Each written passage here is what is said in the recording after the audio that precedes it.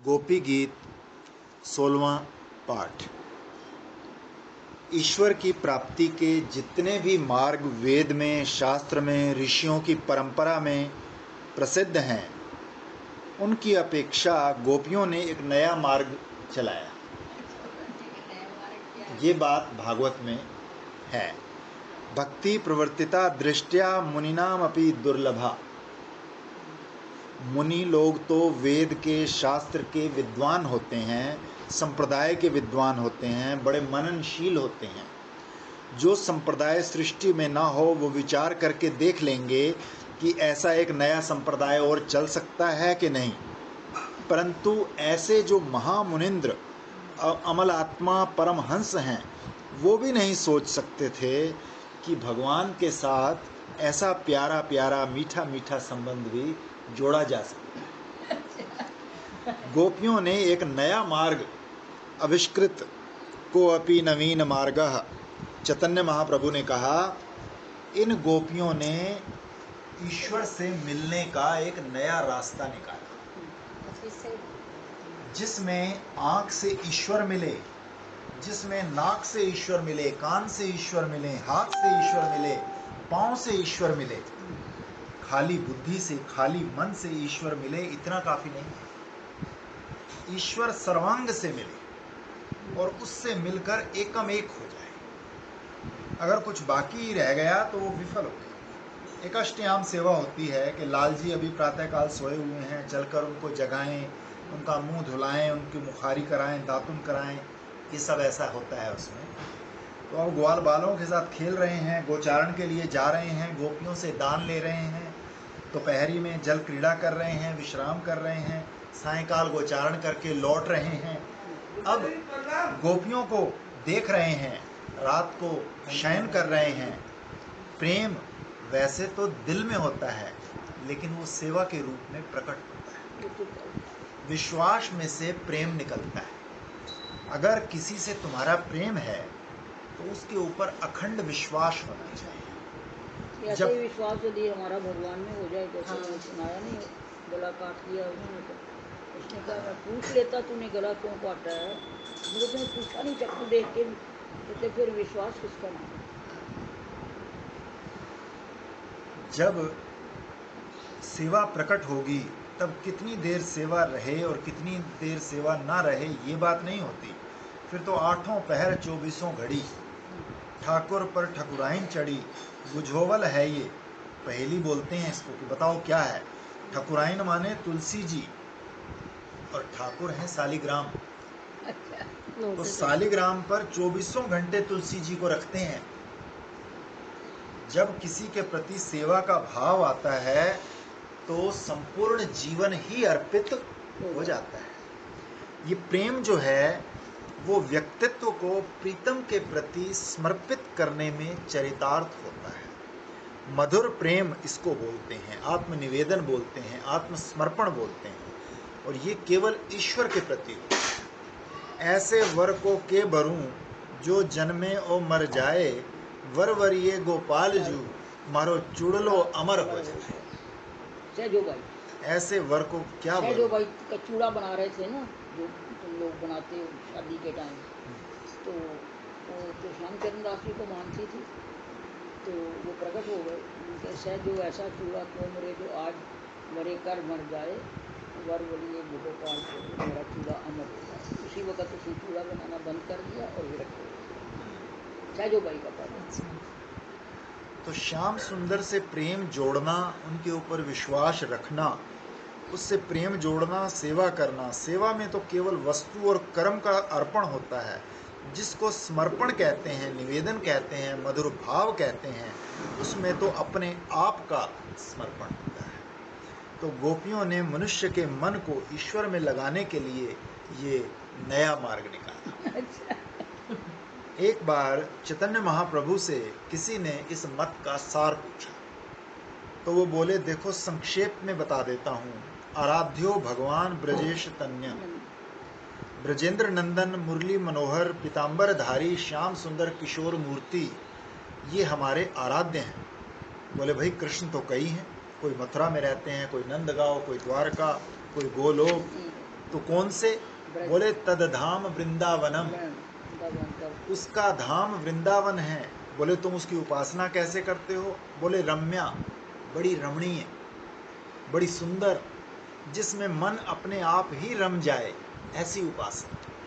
कि अरे नाम तो बताओ। बोले नहीं नहीं, काचिद उपासना, नाम लेकर बताने लायक नहीं है। वो हम ऐसी पूजा करते हैं भगवान की, बड़ी गुप्त। किसको चलाया इसने? ब्रज वधु वर्गेण या कल्पिता। ये ब्रज की माताओं ने नहीं चलाया, ब्रज की बहनों की चलाई हुई उपासना नहीं है, ब्रज की जो वधु वर्ग है उसने इसे चलाया। आराध्य भगवान ब्रजेश तन्या तदधाम वृंदावनम बना। रम्या काचिद उपासना ब्रज वधुर वर्गेण या कल्पिता। श्रीमद् भागवतम प्रमाणम अमलम। बोले इसमें प्रमाण क्या है? वेद हैं, शास्त्र है, प्रत्यक्ष है, अनुमान है, उपमान है, क्या है? कुछ है? बोले नहीं, हमारे तो श्रीमद् भागवत ही एक प्रमाण है, और ये निर्मल प्रमाण है, श्रीमद् भागवतम अमलम। बोले अच्छा, मिलेगा क्या तुमको? धन मिलेगा, धर्म मिलेगा, मोक्ष मिलेगा। बोले ये सब हमको चाहिए ही नहीं। जिसके लिए दुनिया के लोग भिखमंगे बने फिरते हैं, हाथ पसारते रहते हैं, वो चीज तो हमको चाहिए ही नहीं। प्रेम पुमर्थो महान, हमारा परम पुरुषार्थ ये है कि जैसे रसगुल्ला चाशनी में तर होता है, ऐसे प्रेम के मधुर मधु में हमारा हृदय सराबोर हो जाए। बस हाथ जोड़ो मोक्ष को, धर्म जाकर निवास करे होम करने वालों में, धन रहे महालक्ष्मी की नगरी में, भोग मिले विलायत में, मोक्ष मिले हरिद्वार के उस पार। हमको तो चाहिए श्री कृष्ण का प्रेम, यही हमारा परम पुरुषार्थ है। इसी में हम कृतकृत्य हैं, कृतार्थ हैं। श्री चैतन्य महाप्रभु मतम इदम, इतना ही महाप्रभु का मत है। तन्ना ग्रहो न परा, तन्ना ग्रहो नो महान, इसमें हमारा महान आग्रह है। वृंदावन के लोग ऐसे कहते हैं। तो आपको बताया कि विश्वास से प्रेम पैदा होता है, और प्रेम में सेवा निरंतर रहती है। जिसके लिए होती है उसकी स्मृति निरंतर रहती है। स्मृति में प्यास और तृप्ति दोनों एक साथ चलती है। प्रेम में जब ईर्ष्या आती है तब नरक हो जाता है, प्रेम में जब कपट आता है तब वो मर जाता है। ये प्रेम की कसौटी है। ये जो अष्टयाम सेवा है, 8 पहर भगवान की सेवा, उसमें देखो सायंकाल भगवान गायों को चराकर लौट रहे हैं। ब्रजवधुओं का जो मार्ग है प्रेम का, उसमें सायंकाल एक विशेष समय है। गोधूली धूसरित कोमल गोप वेशम, गोपाल बालक शतैर अनुगम्य मानम, सायं तने निज ग्रहम पशु बंधनार्थम, गच्छन्तम अच्युत शिशुम प्रणतो अस्मि नित्यम, गोधूली धूसरित कोमल गोप वेशम। ये कोई नारायण का वेश नहीं है, ना इसमें हीरा है ना मोती। जंगली फूलों की माला और घुंघची की माला, वो दाने होते हैं ना छोटे छोटे घुंघची के, किसी के मुंह पर लाल, किसी के मुंह पर काला, वो माला पहनते हैं। मोर के पंख लगाते हैं। जंगल में जो तरह तरह के पत्ते होते हैं ना, उसका आभूषण बनाते हैं। गेरू और खड़िया जगह जगह शरीर पर थोप लेते हैं। धोती घुटनों से नीचे नहीं जाती। गोप वेशम, गायें चरा कर आ रहे हैं, घुटनों के ऊपर धोती, धूल पड़ी हुई है शरीर पर। भगवान की जो त्वचा है वो बड़ी कोमल है, जैसे वर्षा का पानी भरा हुआ हो, ऐसी मेघ श्याम है। दूर से जब गौएं देखती हैं तो कभी कभी उनको मालूम पड़ता है कि जमुना जी का एक हिस्सा हमारी ओर चला आ रहा है, चलो पानी पी लें। तो गौएं पानी पीने के लिए दौड़ती हैं। मोर देखते हैं तो उनके मन में आता है कि बादल का एक टुकड़ा हमारी तरफ आ रहा है, ये बिजली की तरह पीताम्बर चमक रहा है, गर्जना की तरह मंद मंद ध्वनि हो रही है, रुंझुन रुंझुन पाँव में हो रहा है, ये तो कोई बादल का टुकड़ा आ रहा है। तो वो नाचने लगते हैं। नाच अचानक ही उठे बिनु पावस बन मोर, जान परत या दिशि करे नंदित नंद किशोर। मालूम पड़ता है इधर आ रहे हैं, इधर आ रहे हैं। गोरजश्चन क्षरित कुंतल, बालों पर भी गायों के खुर से उड़ उड़ कर धूल पड़ रही है। मोर पिच्छ का मुकुट बांध लिया है, मानो ब्रज के बाहर का कोई आभूषण नहीं है। जितने आभूषण हैं, वस्त्र हैं, सब ब्रज के हैं। वन्य प्रसून रुचिरेक्षण चारु हासम, वन के फूल लगे हैं जगह जगह। बड़ी रुचिर चितवन है, बड़ी सुंदर मुस्कान है। वेणु कर्णंतम, बांसुरी बजा रहे हैं। ग्वाल बाल गान कर रहे हैं। गोपियों की आंखों में इतनी खुजली है कि कब देखें कब देखें। वो चारों ओर आकर रास्ते में कुछ छज्जे पर, कुछ नीचे, दाएं बाएं सब खड़ी हो जाती हैं जब कृष्ण गोचारण करके लौटते हैं। ये जो सायंकालीन रूप माधुरी है वो अरसिकों के लिए नहीं है। भट्टी के पिताजी ने एक छोटी सी किताब लिखी हुई है, वो ऐसे ही बहुत बढ़िया लिखा हुआ है। वो ज़्यादा उनको सख्त रस है। हाँ, उनके हमें भी पिताजी दी का थी। सख्त रस हाँ होगा। दी थी वो ब्रज भाषा में ही है, हैं? ब्रज भाषा में ही है सारी ना। हाँ, तो क्या किताब? हाँ। ये ब्रज भाषा नहीं। नहीं नहीं, लिपि तो हिंदी की हिंदी है। देवनागरी ही है, लेकिन वो जो बोलने का जो आएगी ना वो हाँ, ब्रज हाँ। में ही आएगी ऐसे। तो ब्रजवासी तो है ही ना, हाँ। उनका तो जन्म यहीं का है।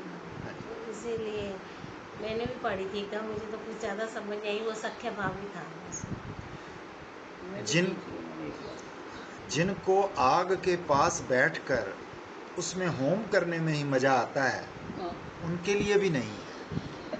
राजू रात को 3 बजे उठ के रोज भागवत के मैं कह राजू क्यों अपनी त्वचा सड़ाता रहता है, तेरे पास मदन गोपाल है, उनसे प्रेम कर। सही बात क्या? है, हम्म? सही बात है। नहीं, इसमें तो स्पष्ट लिखा है भाई, अरसिकों के लिए भी नहीं है और जो यज्ञ हवन में लगे हैं उनके लिए भी के नहीं। लिए भी नहीं है। दीदी तो इसका कल आपने मतलब पढ़ा था ना कि शपथ देखे मैं तो कौन सी किताब है जिसके ऊपर लिखा हुआ है शपथ? हाँ, कल ही तो आया था हाँ। इसी में इसी में तो कि आया। जिनकी रुचि नहीं है वो मत पढ़े हैं। हाँ, जीव गोस्वामी जी जीव ने गोस्वामी। षड संदर्भ में के लिए लिखा है। दीदी जो इसका मतलब मेन जो है सबसे पहले वो विश्वास ही है, विश्वास से ही सब तो काम बेटा है। हमेशा तो मैं तो हाँ। पहली आप मतलब यही- आदो श्रद्धा का मतलब क्या है?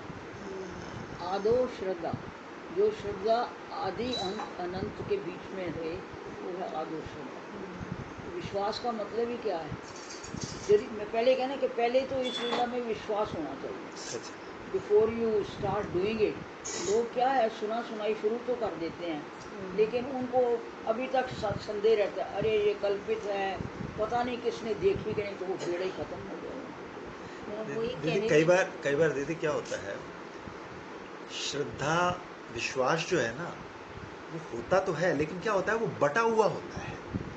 वो ना भाई इसमें भी श्रद्धा है, इसमें भी है, इसमें भी विश्वास, वो बड़ा अजीब सिचुएशन हो जब जाता तक एक एक पर जगह हो। मन नहीं टिकेगा, अनन्य भाव।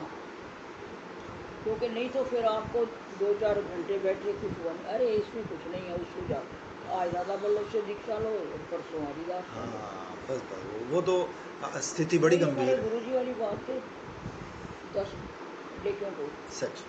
मैं वही तो कह रही हूँ, वही आपको यही कह रही हूँ कि आप हमेशा विश्वास के लिए ही बताते हैं, सबसे पहले विश्वास ही। उसके बिना काम नहीं बन सकता। जो परसों एक लाइन में आके बदल सकता है, इसका मतलब उसको अभी तक विश्वास नहीं था और कुछ हुआ नहीं। जो अपने को सताने वाले लोग हैं, खुदकुशी करने वाले लोग हैं, अपने मन को तन को मार मार कर आग में घी बूरा डाल डाल कर है ना पशु राजू? पशु वध तक कर करके स्वर्ग पाने के लिए व्याकुल हैं, उन लोगों के लिए तो ये नहीं है। नहीं, एक ने प्रार्थना की ब्रह्मा जी से कि हे ब्रह्मा जी, हमारे पाप तो बहुत से होंगे, इतर पाप फलानी यदृच्छया वितरतानी स हे चतुरानन। हे चतुरानन, हे ब्रह्मा जी, आप बड़े चतुर हैं, आपके दिमाग भी चार चार हैं। हमारे पापों के जो दूसरे फल हैं उनको आप जैसे चाहो दो, हम सहने को तैयार हैं, लेकिन कोई रूखे दिल का आदमी हमारी कथा सुनने को ना बैठ जाए। जो रूखे सूखे दिल के आदमी हैं वो भोग के भूखे हैं। हमारे सिर में, हमारे भाग्य में ये मत लिखना कि किसी रूखे आदमी को ये सुनना पड़े।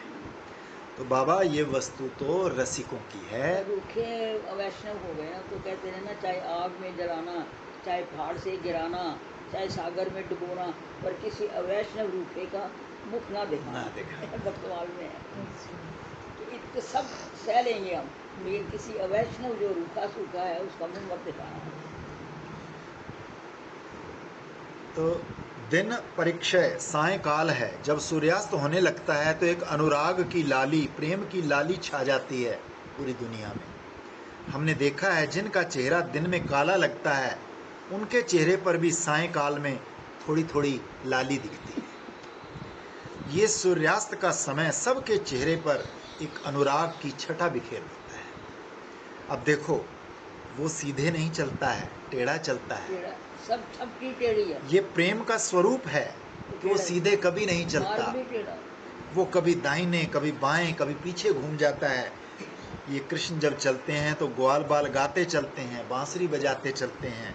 एक बार जो गोपियां बाईं और रास्ते पर हैं उनकी ओर देखते हैं, एक बार छज्जे पर नजर जाती है, एक बार महाराज मंडलाकार घूमते हुए पीछे की ओर घूम जाते हैं। तो प्रेम एकांगी नहीं होता, प्रेम चतुर्मुखी होता है। चारों तरफ उसकी दृष्टि होती है, चाल में सीधापन नहीं होता, नृत्य होता है, बांकपन होता है। दीदी मार्ग टेढ़ा है कैसे समझेंगे? आपने भी कहा मार्ग टेढ़ा है। प्रेम की नगरी का उल्टा रास्ता। जो बैठा किनारे वो डूबा, और जो डूब गया सो उतरा। ये है टेढ़ी चाल। जो प्रेम नदी के किनारे पर बैठा रहेगा वो डूबा, उसको कुछ नहीं मिलेगा, और जो इसमें डूबा वो उतरा। ये है टेढ़ी चाल। टेढ़ी चाल प्रेम पत्नम में खूब दी हुई है। यदि आपके कोई वेद स्तुति करे तो वो गाली समझते हैं, कोई गाली दे तो प्रेम में वो प्यारी लगती है। हाँ, प्रेम पत्तन उसको भी शुरू करते हैं। ये हम पढ़ते हैं, दीदी नहीं पढ़ते। उल्टी रीत है। हाँ, चलो। हम एक बार एक बड़े आदमी के घर में अतिथि हुए। ये एक लीला है ना जिसमें श्री जी कहती हैं त्रिमंगल ललित, उनको त्रिभंगी हो, 3 जगह से टेढ़े हो, तो ठाकुर जी कहते हैं नमस्कार अष्टावक्र जी, आप तो 8 जगह से टेढ़ी हो। तुम्हारी चितवन टेढ़ी, तुम्हारी चाल टेढ़ी, तुम्हारी गर्दन टेढ़ी, तुम्हारी कमर टेढ़ी, तुम तो 8 जगह से, तुम्हारी बोली टेढ़ी। कितना अच्छा लगता है। तो एक बार हम किसी बड़े आदमी के घर में अतिथि हुए, तो उन्होंने पूछ लिया कि आपको क्या क्या चाहिए। सवेरे मट्ठा चाहिए कि दूध, कि कॉफ़ी, कि चाय। लिख लिया। दोपहर को क्या क्या साग चाहिए, लिख लिया भाई। कौन सी दाल बनेगी, लिख लिया। शाम को क्या भोजन करेंगे। अब नौकरों को ऐसा हुक्म हुआ महाराज कि अगर हम दोपहर को चाहें भी कि रसोईया ये साग बदल कर दूसरा बना दे, तो वो बोले हमको तो हुक्म है बाबा, हम क्या करें। वो प्रेमी थे ना। तो प्रेम ऐसे नहीं चलता कि बिल्कुल कानून से लिख दिया जाए कि रोज रोज यही साग बने। जिससे प्रेम होता है उसके लिए नया नया साग भी आता है। प्रेम कानून के बंधन से नहीं चलता है। कानून उल्टा है ना। यही प्रेम में बांकपन है, तिरछापन है। एक दिन एक चीज जो बहुत बढ़िया लग सकती है उसको दूसरे दिन बदलने की जरूरत भी तो पड़ सकती है। देखो क्योंकि बांकापन क्यों आता है, आपने कभी गन्ना देखा? जब तक उसमें रस नहीं ना होता एकदम सीधा खड़ा होता है। जब गन्ने में रस भर जाता है तो वो टेढ़ा हो तिरछा जाता है। फल भी जब उसमें रस भर जाता है तो वो नीचे की तरफ गिरता है, उसमें रस भर जाता है। इसलिए हमारे गुरु जी कहा करते थे वृंदावन में इतना रस मिला, भगवान को इतना आनंद मिला कि वो टेढ़े हो गए। क्या बात है। वो रस से टेढ़े हो गए, इसलिए बांके हो गए। बांके बिहारी इसलिए तो कहते हैं कि बांकापन जो है ये रस से भरे हुए वस्तु का प्रतीक है। तो रोज रोज खीर ही खिलाओ तो तबीयत ऊब जाएगी, कभी कड़ी भी चाहिए। अब जो प्रेमी होगा वो ये ध्यान रखेगा कि रोज रोज खीर नहीं चाहिए, कभी कड़ी भी दो, कभी रोज अरहर की दाल नहीं खानी, कभी मूंग की भी चाहिए। तो प्रेमी के दिमाग में अलग अलग दाल चाहिए। तो प्रेमी के दिमाग में तो ये बात आएगी। तो जो लोग महाराज कागज पर लिखकर अपने नौकरों को हुक्म दे देंगे कि ऐसा कर लें, तो उन राजा महाराजाओं के यहाँ ये बात कैसे बनेगी? प्रेम की जो सेवा होती है वो खुद करने वाली होती है। अभी ये प्रेमी लोग, पुजारियों से सेवा नहीं होती, सेवा तो स्वयं अंग से। अभी ये प्रेमी लोग आपस में एक शब्द का व्यवहार करते हैं ना, मैंने सुना है आजकल तो सब जगह डार्लिंग डार्लिंग कहकर पुकारते हैं। देखो हम भविष्यवाणी करते हैं 2-3 साल के बाद ये शब्द इतना पुराना पड़ जाएगा कि इसको भी बदल दिया जाएगा। आजकल लवली हो गया प्रेम जो है हमारा नीलू चंचल को लवली है। हाँ, तो प्रेम जो होता है ना ये नित्य नूतन होता है। नाम भी नया हो जाता है, जैसे पोशाकें बदलती हैं। तो नाम लेते हैं।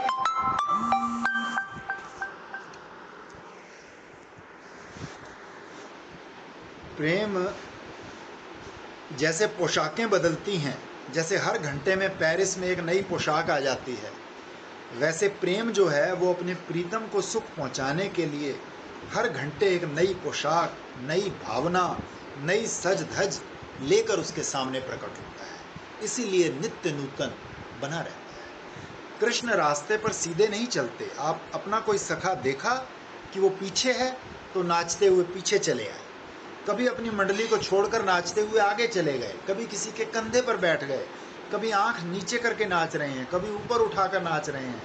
ऐसे वो गोचारण से लौटते हैं। प्रेम की चाल का नाम ही नृत्य है। जिसके हृदय में प्रेम नहीं है वो नाचेगा तो कैसे नाचेगा? देखो हमको मालूम है, नाचना सिखा देते हैं। इतनी बार पंजा धरती पर पड़ना चाहिए, इतनी बार एड़ी पड़नी चाहिए, इतनी बार यूं करना चाहिए, इतनी बार यूं करना चाहिए, इतनी बार आंख नचानी चाहिए, इस कोण पे आंख होनी चाहिए, इतनी बार मुंह खुलना चाहिए। तो ये महाराज जो लोग किताब से नाचना सीखते हैं ना, उनको कभी सच्चा नाच नहीं आता। ये तो बनावटी होता है।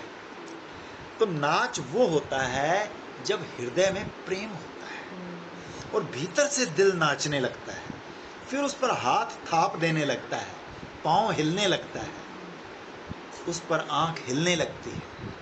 प्रेम जब गति बन जाता है, उसकी क्रियाशीलता ही नृत्य है। शरीर में जो प्रेम से क्रांति होती है, उससे नृत्य उत्पन्न होता है।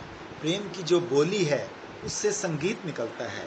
ये नहीं कि आ करते जा रहे हैं, बोले क्या है, बोले शास्त्रीय संगीत है। बोले अरे बाबा ये शास्त्रीय संगीत निकाला किसने था? बोले जिन लोगों ने मनुष्य की प्रकृति का अध्ययन किया था वो जानते थे कि किस भाव को निकालने के लिए मारू राग कैसे बनता है। जिस समय सैनिक कदम पर कदम बढ़ाते आगे बढ़ते हैं तो नशे में आ जाते हैं मारू राग सुनकर, अपने शरीर को भूल जाते हैं।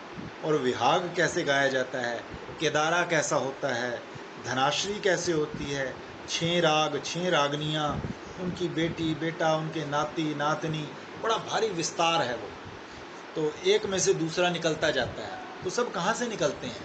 किताब में से नहीं निकलते, प्रेम में से निकलते हैं। जो प्रेम से बोलता है उसकी आवाज़ में इतनी मिठास आ जाती है, इतना सुरीलापन आ जाता है कि ऐसी लय आ जाती है, ऐसी ताल आ जाती है कि उसका नाम ही संगीत हो जाता है। जैसे पहले भी तो आया था ना, गोपियों के प्रेम से उन्होंने कुछ सीखा नहीं था, सब कुछ प्रेम से ही उनको आया था, ऐसे आया था ना। प्रेम की आवाज़ का नाम संगीत है, प्रेम की चाल का नाम नृत्य है। कृष्ण तो प्रेम की मूर्ति है। अपना रस लोगों को इतना दिया, स्वयं काले होकर रह गए। ऐसा रसदानी। ये आगे बढ़ता है तो गोपियों की दशा क्या है? पीतवा मुकुंद मुख सार्घम। शहद बहुत होती है। कोई बोले ये केसर की शहद है, ये कमल की शहद है, ये जामुन की शहद मधु है। बोले बाबा ये कृष्ण के मुखारविंद की शब्द मधु है। वो ताजी ताजी अच्छी होती है, बासी नहीं। दुनिया में जितनी मधु मिलती हैं उनको शीशी में भर भर कर ले आते हैं। ये श्री कृष्ण के मुखारविंद की जो मधु है वो शीशी में भर कर नहीं लाई जाती। ये तो निरंतर नूतन है, नूतनम नूतनम पदे पदे, इसको तो ताजा ताजा पिया जाता है। गोपियां पीती हैं बाबा, किस प्याले में पीती हैं? प्याले का नाम मत लो, इनकी आंखें भंवरे हैं। ये श्री कृष्ण के मुखारविंद पर मंडराते रहते हैं और इसको पीते हैं। सायंकाल श्री कृष्ण लौटते हैं, इसमें वर्णन है नील कुंत कुंतले हानुनम हननम। श्री कृष्ण के जो बाल हैं वो सांवले हैं। यहाँ नील शब्द का प्रयोग है, किसी के बाल सुनहले भी होते हैं। वृद्धावस्था में तो रुपहले हो जाते हैं लोगों के बाल, किसी किसी के बाल जब बेमौसम पकने लगते हैं, सफ़ेद भी होने लगते हैं, तो लोग रंगवा लेते हैं। तो श्री कृष्ण के बालों का वर्णन है कि एक तो वो काले, दूसरे घुंघराले, तीसरे महीन हैं, कुंत, जैसे संगीन दूसरे के कलेजे में घुस जाए ऐसे बाल हैं। जो उनको देखे उसके कलेजे में घुसने वाले, माने बड़ी करारी चोट करने वाले। चिकने हैं, घने हैं, महीन हैं, काले हैं, घुंघराले हैं। वो ललाट पर और ललाट के रास्ते सीधे कपोल पर जैसे कमल पर भंवरे मंडरा रहे हों, ऐसे भगवान के मुखारविंद पर वो मंडराते रहते हैं। गायों के खुर से उड़ उड़ कर धूल पड़ी है उन पर। ब्रज की भूमि थोड़ी पीली है, मिट्टी में थोड़ी पीतिमा है, तो भगवान के मुख कमल पर पड़ी धूल पराग है और वे बाल हैं भंवरे। नेत्र तो महाराज जैसे स्वच्छ जल में दो मछली खेल रही हों। कपोल पर कुंडल की ज्योति पड़ती है। एक एक बात जो है भगवान की ओर मन को खींच रही है। देखो भाई, तुम चाहे कृष्ण को ईश्वर मानो चाहे मत मानो, ये नहीं समझना कि हम श्री कृष्ण को ईश्वर मनवाने के लिए बहुत व्याकुल हैं। अरे ईश्वर मानोगे तो तुम करोगे क्या? चंदन पोत दोगे, आरती उतार लोगे, पैसा फेंक दोगे सामने, और ईश्वर मानकर क्या करोगे? ये कृष्ण तो प्यार करने के लिए है। तुम ईश्वर मत मानो, अपना प्यारा मानो, अपना मित्र मानो, अपना बालक मानो। कौन कहता है ईश्वर मानो? ये तो ईश्वर है, उसको मानने की जरूरत नहीं है। ईश्वर मानने ना मानने से कुछ बनने बिगड़ने वाला नहीं है। लेकिन तुम अपना रिश्ता अगर उसके साथ बना लो, संबंध बना लो, तो तुम्हारा कल्याण हो जाएगा। दुनिया में जो दुखदाई संबंध हैं सब कट जाएंगे। अब समझो घर में किसी के कलेश है और वो अपना संबंध बना ले भगवान से, तो भीतर से क्या हुआ? बाहर का तो तलाक हो गया ना। ध्यान देकर देखो, भीतर श्री कृष्ण से संबंध हो गया, बाहर का कैसा रहा? ये व्यवहार रह गया। व्यवहार तो कहीं ना कहीं तुमको जोड़ना ही पड़ेगा। ऑफिस में काम करोगे तब भी व्यवहार जोड़ना पड़ेगा, दूसरे के घर जाओगे, पढ़ाओगे, व्यवहार तो जोड़ना ही पड़ेगा। जब तक शरीर रहेगा तब तक व्यवहार तो जोड़ के रखना ही है।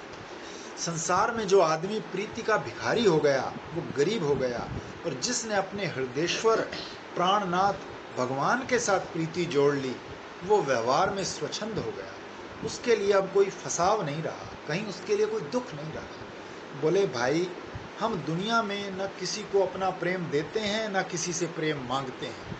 हम तो अपना प्रेम कृष्ण से जोड़कर आनंद में मग्न हैं।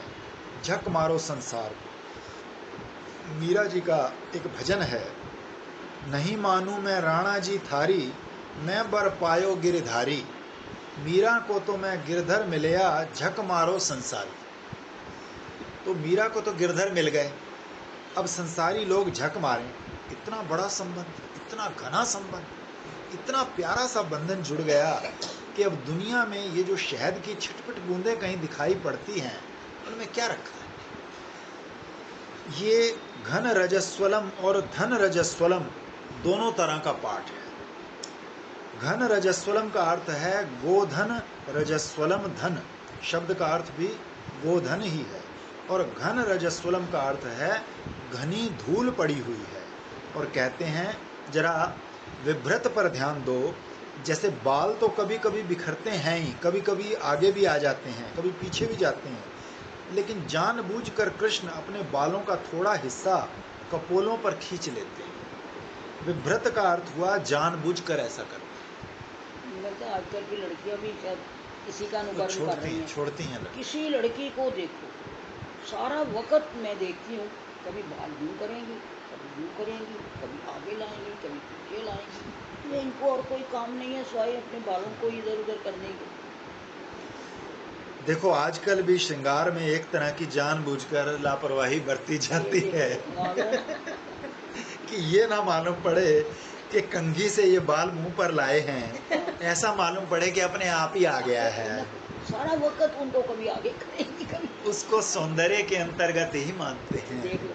बात क्या होती है कि कोई कितना भी सांवरा हो, उसके मुंह से तो उसके बाल तो ज्यादा ही काले होते हैं कि नहीं? तो मुंह जो है वो तो थोड़ा जब काले बाल मुंह पर आते हैं तब मालूम पड़ता है कि मुंह इतना काला नहीं है, कुछ तो गोरा है।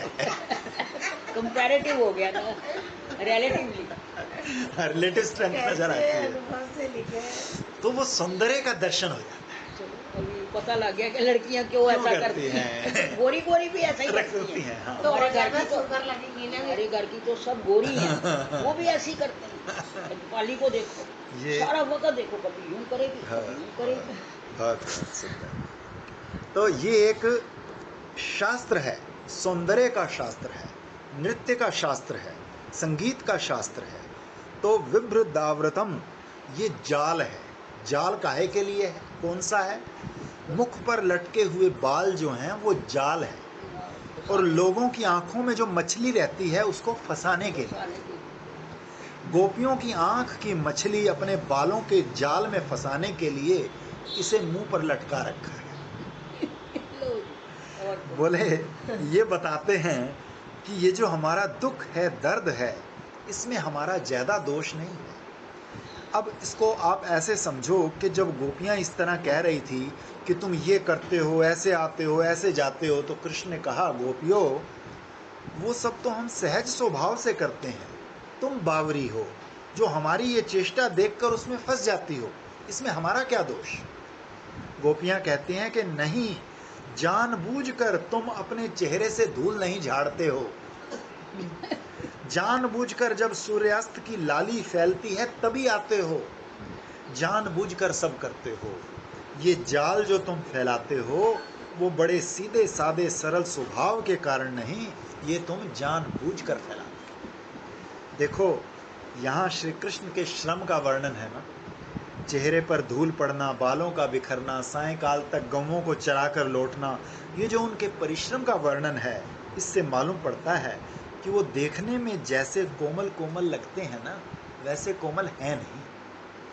वो वीर भी हैं, परिश्रमी भी हैं, शरीर पर धूल पड़ने से जैसे कोई पहलवान होए ऐसे मालूम पड़ते हैं।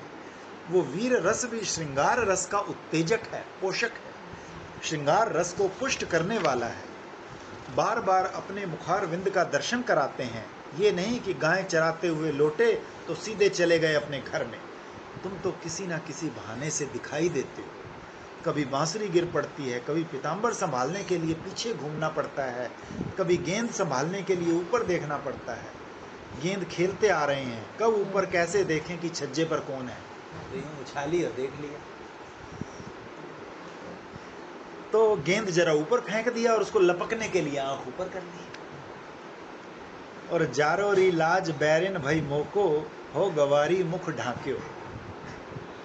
जारो री लाज, मैं लाज को आग लगा दूं, वो मेरे लिए दुश्मन बन गई। वो तो हमसे आंख मिलाने के लिए ऊपर गेंद उछालते हैं और मैं ऐसी गवार निकली कि मैंने अपना मुंह ढक लिया। श्री जी तो कहती है ना शाम को जब छज्जे पर खड़ी होती है, हे लज्जे परे हो जा जरा, इसको मुख देख लेने दे, ये बादल पानी आता है, अभी मत बरसो, थोड़ी देर ठहर जाओ।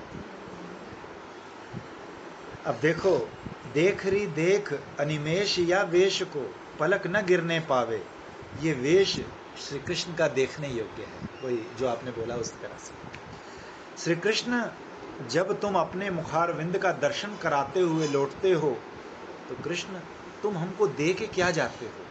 ये व्याकुलता हमारी बनाई हुई नहीं है, ये व्याकुलता तुम्हारी दी हुई है। जानबूझ करके तुमने हमारे मन में आग लगाई है। ये समझो, समर शब्द जो है ना, स्मरण से पैदा होता है। स्मर, स्मृति की प्रगाढ़ता, इसमें याद बहुत है, इसलिए इसको स्मर बोलते हैं। छांदोग्य उपनिषद में वर्णन है कि आशा की अपेक्षा स्मर बड़ा है। किसी की आशा लगी हो कि मिलेंगे मिलेंगे, और उसके प्रति काम का, स्मर का उदय हो जाए। आशा लगी रहना दूसरी चीज है, और उसके लिए हृदय में मिलन की तीव्र उत्सुकता, तीव्र आकांक्षा होना, उसके लिए छटपटी होना, उसके लिए उत्कंठा होना, माने प्राणों का कंठ में आ लगना, व्याकुलता होना, तड़पना, ये जो उसके प्रति स्मर है, ये आशा से अधिक बलवान है। वेद के मंत्र में आता है, आशा प्रतीक्षे संगेच्छताम। आशा आती है, फिर प्रतीक्षा आती है। प्रतीक्षा माने बाट जोहना, पहले उम्मीद बंधती है, उसके बाद बाट जोहने लगते हैं, पर बाट जोहने से काम नहीं चलता। ये कहते हैं कि हे ईश्वर, मुझे पंख दे दे, मैं उड़कर अपने प्रीतम के पास पहुंच जाऊं। देखो, आशा में भी आवेग है, प्रतीक्षा में भी आवेग है, लेकिन स्मर में उनके मन पर नहीं छोड़ सकते कि पता नहीं वो कब आए, हम उड़कर उनके पास पहुंच जाएं। स्मर में प्रेमी के मन में पंख जग जाते हैं। एक बार तो वो कहता है, विरह बिथा की धूरी, आँखिन में राखो भूरी, रे रे उन पायन की धूरी। स्मर, मुख्य शब्द तो ये स्मरण से बनता है, लेकिन गौण शब्द यदि देखो तो ये समर है। मर माने मौत, इसमें मौत ही मौत है तो इसमें आधा स, लेकिन पूरे स का संक्षेप हुआ है। जो मरने को राजी है वो इस स्मर को अपने भीतर जगा देवे। मिलने पर भी स्मर है और बिछोह में भी समर है।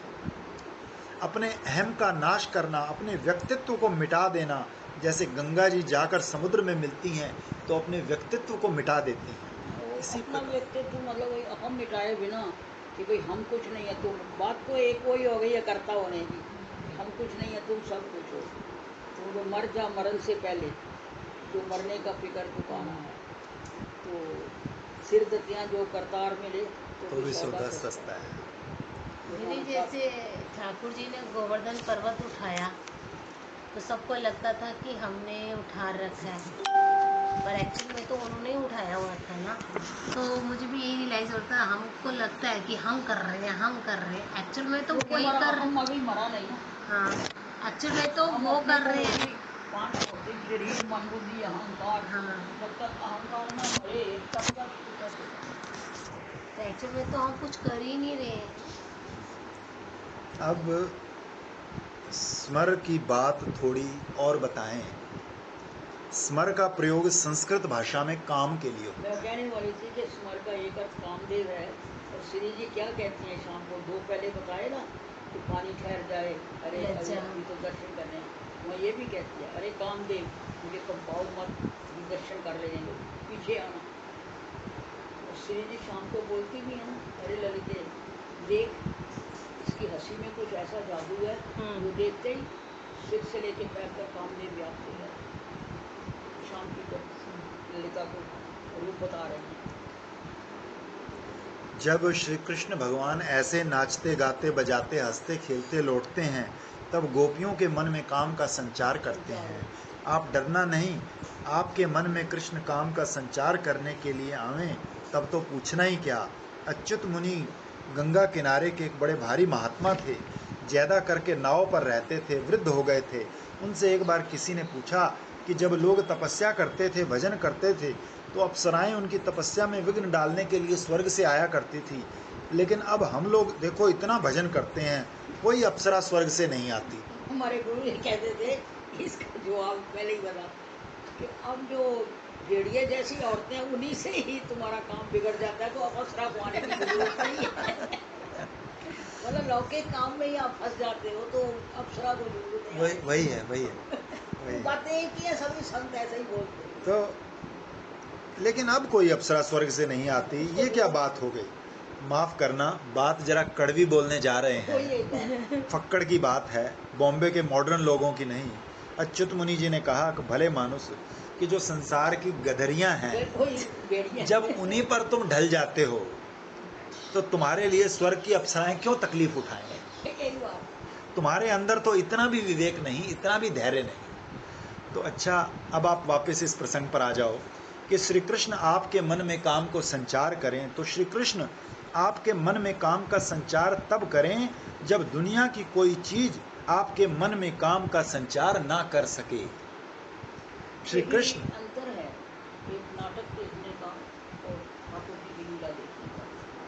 चिन्मय वस्तु है, चिन्मय वस्तु को रस प्रदान कर रही है। उसका दर्शन करने से यदि आपका चित्त खुल जाए तो आपके प्राकृत काम नहीं आएगा, लेकिन आनंद आएगा उनको देख।